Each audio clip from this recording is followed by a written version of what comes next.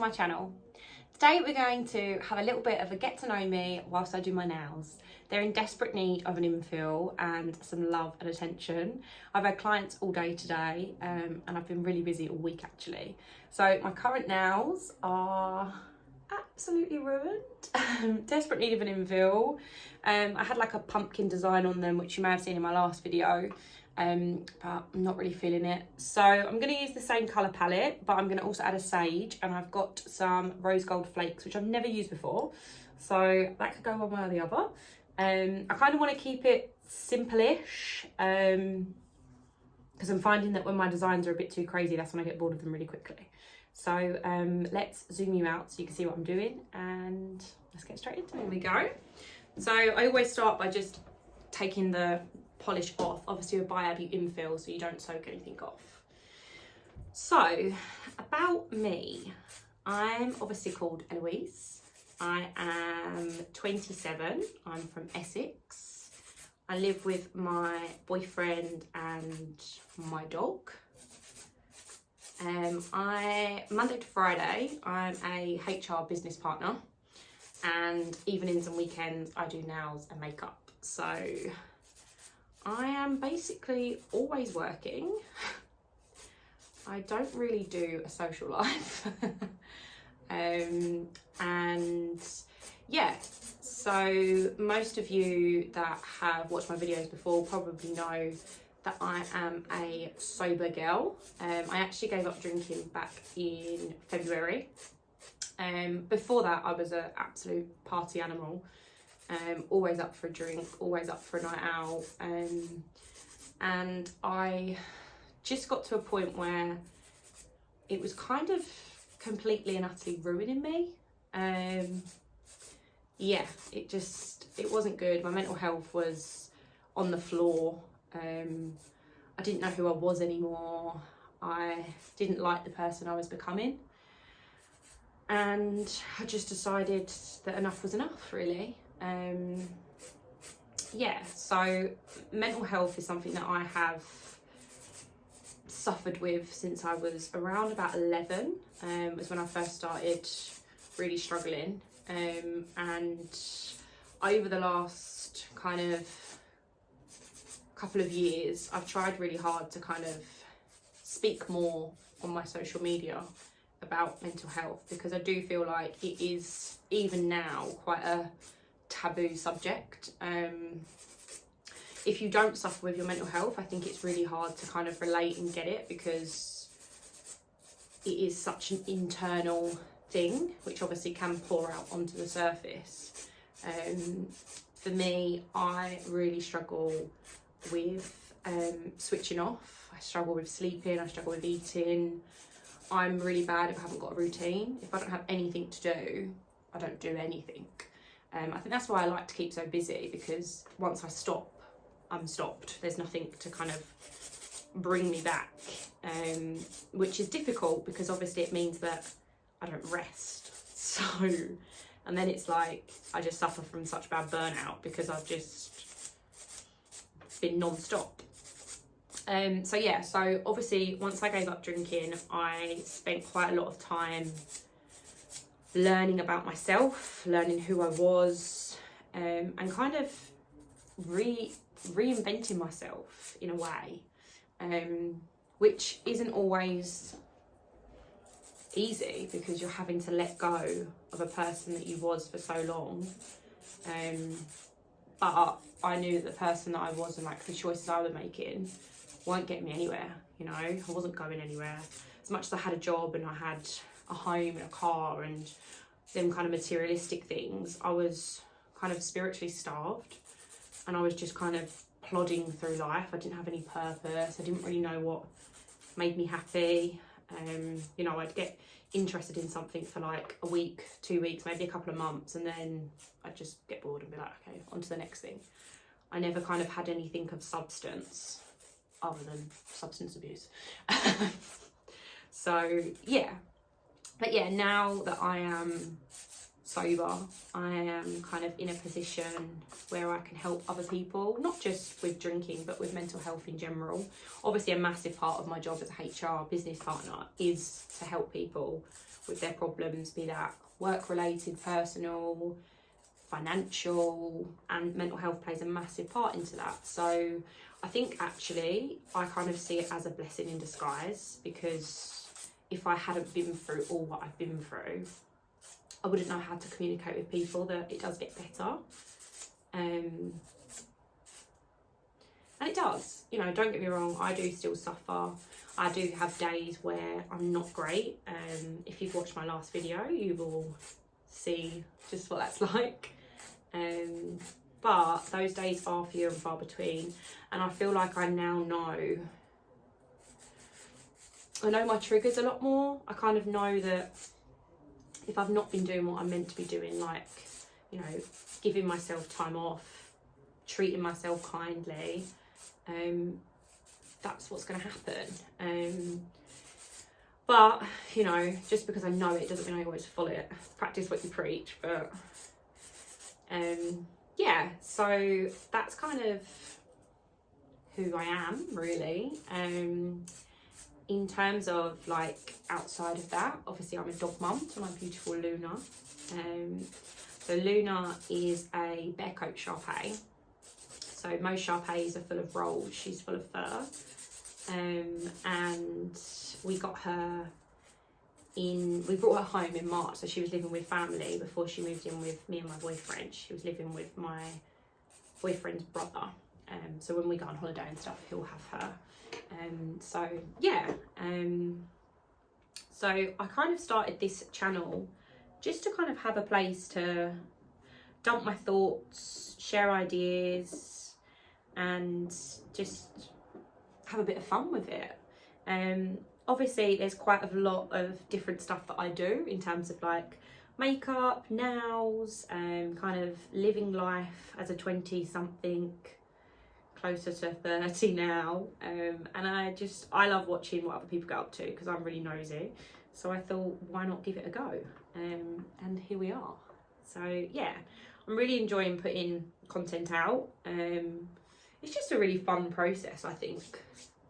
Just giving it a go, seeing what happens. It's definitely more for me than anything else. You know, I'm not expecting to make YouTube my full-time career, as crazy as that may be. Yeah.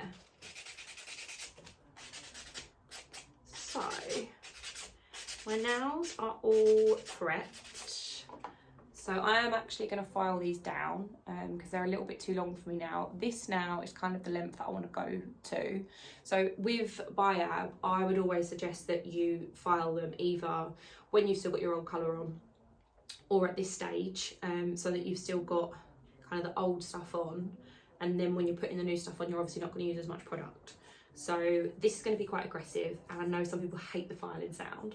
So let me prep them all, and I will come back to you guys when I am putting the polish on. Okay, so I've taken them quite down and kind of given them a squared off look. I think they look so much nicer. So now I'm going to do my BIAB. So I have wiped my nail with acetone, because with BIAB you need to use acetone rather than like the prep and wipe.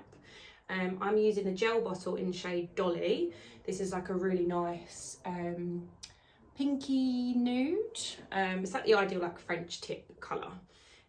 So with this you want to do one kind of thin layer first, and that's going to act as like your area. It's probably a more official term for it, but basically wherever you put it, that's where the layer is going to sit. So this is where you need to be really quite precise. You might want to use a smaller brush for this rather than the one that comes with it, like the applicator, just to really get into the crevices. I've been doing this for a while now, so I'm kind of used to it, but if you are starting out with BIAB, I would suggest getting yourself a little brush just to really get in there. Some of my clients that have got like smaller nail beds, I'll use a little brush, especially on their little finger. But yeah, once you kind of get used to the applicator, it's generally okay. It's a thicker consistency than gel. So with gel, you'd obviously use really thin layers. With this, you are using thin layers, but obviously the product itself is thicker. so it's gonna look like it seems too much, but it's just enough on this layer anyway. Yeah, so I thought I could give you some fun facts about me, getting to know me a little bit more. So I went to university and I studied performing arts. Believe it or not, I've always been this dramatic. I was in theatre school from the age of about 8 or 9. I used to go every Saturday, doing like dance, drama, mime, stage makeup, everything you can think of basically. And then I decided that I wasn't into dance, so I swapped to the Saturday night, which was just drama. We did a bit of singing, but generally it was just drama. So I've always loved acting and singing. I've always loved dancing. I just really struggle to learn dances. I love choreographing. But yeah, learning dances was never my bag. It just took me so long to get it. I remember when I was like 10, we did a big show at Hackney Empire. And we was doing the river dance, and it literally took me 6 months to learn 8 counts. And I still know it now. Like I will whenever Bewitched comes on, Say La Vie, I will always break out into that because it took me that long. I then went to college and did performing arts. Then I went to uni. I actually, when I was 14, when you take your options, I had the chance, well, my school was going to run a beautician apprenticeship type thing rather than the hair, or both, I'm not sure. And I really wanted to do beauty, but my dad, bless him, wouldn't let me because he said that it wasn't a proper job, which is ironic now because I went and paid and trained in beauty related courses, but was happy for me to do performing arts, so riddle me that. My dad's a musician, so he was always very much like music's where it's at, which I totally get. So yeah, whilst I was at uni, I actually did a season in Zante. So I moved out to Zante, kind of 18 to 30s vibe. I worked in a shop bar for 3 months, literally. I think I had 1 day off in 3 months, and that was because my body was so physically exhausted from all of the drinking and partying. So that was a crazy couple of months, and then that was in between my first and second year of university. Then I went back to uni and then kind of just stayed in the country and calmed down a little bit. And then after I graduated, I got into recruitment pretty quickly because I decided that I didn't want to be a performer, didn't want to be away from home. I wanted to have kind of I didn't really want to freelance, to be honest. I wanted a bit more stability. So I said I'd take a year out, earn some money, and then see how I feel, because I kind of had every intention to go back and do my masters. But yeah, got into recruitment and liked it. So I stayed in recruitment for 3 years. Then I decided that I wanted to kind of move away from the sales element. So that's how I kind of fell into HR. So yeah, and I do love HR. It's such a strange thing to say, because it's like at school you would never think, oh, I want to grow up to be a HR manager or a HR business partner. I don't know even know what HR was when I was in school, but ultimately I'm everybody's mum. Do you know what I mean? I'm looking out for everyone, which is what I do in my day-to-day life anyway. Now I can just get paid for it. So yeah, I do love my career. I'm very much very career driven.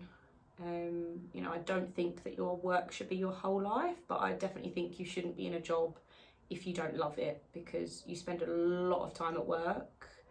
You may as well enjoy what you do. Yeah, so if you're in a job right now and you don't like it, this is my reminder to you that life is very, very short. You spend a lot of time at work. You are completely entitled to have a career change at any age and start again, or, you know, start a side hustle in the thing that you love, and hopefully one day, if you work hard enough, you can make that your full-time gig. So that's my little motivational speech. So I've now put on the thicker layer. So that is now my BIAB complete. That's just got to be set. When I was first learning BIAB, I didn't realise how, what's the word? I don't want to say the word loose. But obviously it's a live product, it's a lot thicker than gel. So when you're like moving your hand around, if you've got too much product on, the product will slip and then fall into like the Autumnal. So just be mindful of less is definitely more with this product. It took me quite a while to get that balance of how much to use, but you can always go in with a third thin layer if you feel that the kind of thicker layer wasn't enough for you. Yeah, so I've got the other hand to do, so I'm going to do that off camera, and then I will come back and we can do the colour together. Okay, so both nails have got the BIAB on. So if you was doing just BIAB, I would do another thin layer of the BIAB, cure, and then top coat. But in between that, you'll need to do what I'm about to do now. So I've just wiped it with the acetone to kind of take the tackiness off. Then you want to take a buffer and just gently buff over the nails. Obviously, because it's a thick product, generally I'm at the stage now where I can kind of, when I apply it, there's not any lumps or bumps, but when you're learning, you're going to need to do this a little bit more vigorously. You just want to buff that kind of shine away and just make sure that it's a really smooth surface for the gel to sit on. Because obviously if it is uneven, the gel is going to pick every lump and bump up. So you're going to spend a lot of time kind of looking at your nail side on and seeing if it's it looks like a normal nail. I am really glad that I've gone short and square again. I was just getting really fed up of the round long nails. I've never had round long nails before because my nails haven't been that long before. So it's nice to mix it up, but I've always been a square kind of girl. Square with soft edges. I never like it really square because it just catches on things, doesn't it? So some more fun facts about me is I absolutely love autumn. I'm not a summer girl. It's too hot. You get chub rub, you're sweating off your makeup. It's not a vibe. The only time I like the hot weather is if you're on holiday and there's a pool. Not a sea. I'm not a sea girl. I'm a pool girl. So yeah, I love Halloween. I love obviously Halloween makeup. I'm so booked out with Halloween makeup this year, which is amazing. I'm really excited to make some people feel Halloween fabulous. And then it's going to be Christmas party time. So yeah, really busy on the run up to Halloween. I'm also going up to Leeds for my job the week of Halloween. So once I'm back from that, I can then kind of work out my new work schedule for nails, because at the moment I'm kind of working 7 days a week, and I love it, don't get me wrong, but I do need to chill out a bit. So I have buffed them all, so now I'm going to use the acetone and just take off any dust. So this is now ready for the polish. So I'm not really sure what I'm in the mood for. I picked the colours. I definitely want a nail art now, probably my ring finger. I definitely want a full colour nail or two, and maybe a French tip. So I think nail art on the ring finger, French tip on this finger, and then full colour on these three. Or maybe some swirls as well. I don't know, there's not much choice. Comment below what you think I'm going to go for, and I am going to put you on a time lapse as I do my nails.